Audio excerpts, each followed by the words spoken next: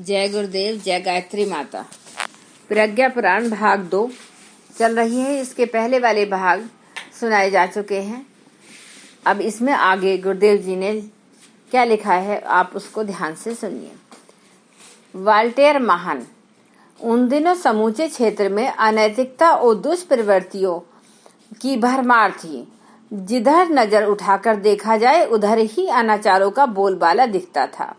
बालक वाल्टेयर जब काम चलाऊ पढ़ाई पढ़ चुके तो उनके पिता वकालत पढ़ाना चाहते थे, पर उन्होंने निश्चय किया कि उस झूठ बोलने के धंधे में न पड़कर संव्याप्त अनाचारों से लोहा लेंगे और बंदूक से असंख्य गुनी शक्तिशाली लेखनी के योद्धा बनेंगे। तो उन्होंने अपना निश्चय कार्यान्वित किया। परिवार का कहना न माना।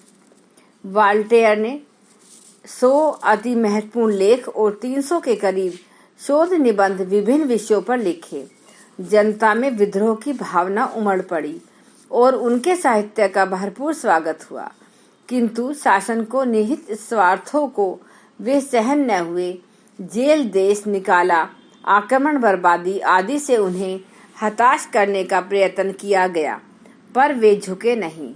उन्हें नास्तिक घोषित किया गया।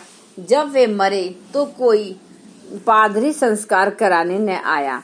एक वीरान जगह में उन्हें गाड़ दिया गया। शासन ने जिस साहित्य को ढूंढ ढूंढ कर जला दिया था वह गुपचुप छपता रहा और लोगों द्वारा मनोयोग पूर्वक पढ़ा जाता रहा और छिपी चिंगारी के ने दावानल बनकर फ्रांस में क्रांति कर दी। कब्र खोदकर उनकी अस्थियों का जुलूस निकाला गया, जिसमें 3 लाख जनता उपस्थित थी। अस्थियों पर शानदार स्मारक बनाया गया। दार्शनिक नीत्शे ने उन्हें हंसता हुआ सिंह कहा।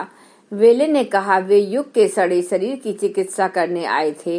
विक्टर हुगो ने कहा वे अनाचार के विरुद्ध आजीवन लड़ने वाले योद्धा थे। उनकी आत्मनिर्भरता, लक्ष्य के प्रति समर्पण भावना और कर्मठता अद्भुत थी।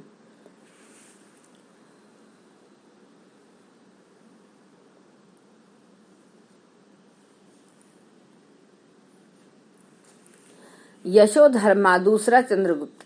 अहिंसा, क्षमा, दया के अतिवाद ने भारत को दीन, दयनीय और कायर बनाकर रख दिया था। अत्याचार सहने के वे आदी भी हो गए थे। परिस्थितियों से लाभ उठाकर मध्य एशिया की बर्बर जातियों को आक्रमण करने और नृशंसता बरतने का अवसर मिला और देखते देखते भारत का बहुत बड़ा भाग दीख और पराधीन हो गया।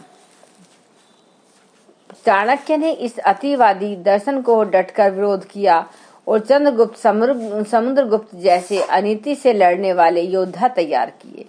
उनके उपरांत बर्बरों ने फिर से सिर उठाया तो मालव के एक छोटे राज्य अधिकारी यशोधर्मा ने वह कमान संभाली। जनता में साहस भरा, भक्ति से मुक्ति की प्रांत धारणाओं पर करारा प्रहार किया। उन्हें योद्धा और धर्मोपदेशक का दोहरा उत्तरदायित्व संभालना पड़ा। तथ्यों को जिसने भी समझा उसने यशोधर्मा का पूरा साथ दिया और लगभग वही स्थिति पैदा हो गई जो चंद्रगुप्त के समय में थी। उसने बर्बरों के हौसले पस्त कर दिए। कितने ही छोटे बड़े युद्ध उन्होंने लड़े और जीते। सबसे बड़ कार्य उसने धर्मतंत्र के परिशोधन का किया, जो समय की आवश्यकता को देखते हुए अभिष्ट भी था। महामानवों को अनिवार्यतः धर्म धारणा अपनानी होती है। अधर्मी का पराभव होता है।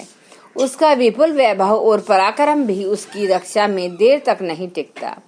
पानी में उठने वाले बबूले की तरह क्षण भर की उछल कूद के उपरांत उसका अंत होते देखा जाता है।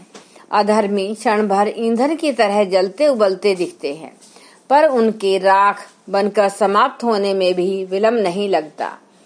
अर्थ अधर्म का स्वरूप विराट प्रलयकारी दिखता भर है।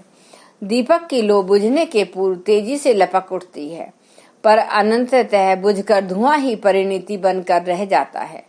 अनीति के पक्षधरों आक्रांताओं के पास चाहे कितना ही वैभव क्यों न हो, बल की दृष्टि से वे संपन्न भले हों, हार उनकी होकर ही रहती है।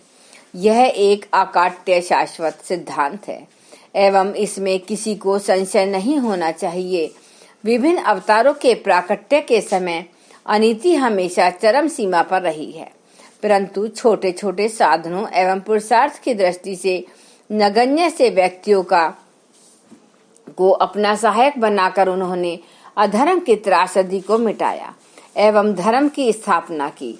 इससे एक तथ्य स्पष्ट होता है कि अधर्म अनीति से जूझने के लिए संघ शक्ति के जुटने की आवश्यकता होती है।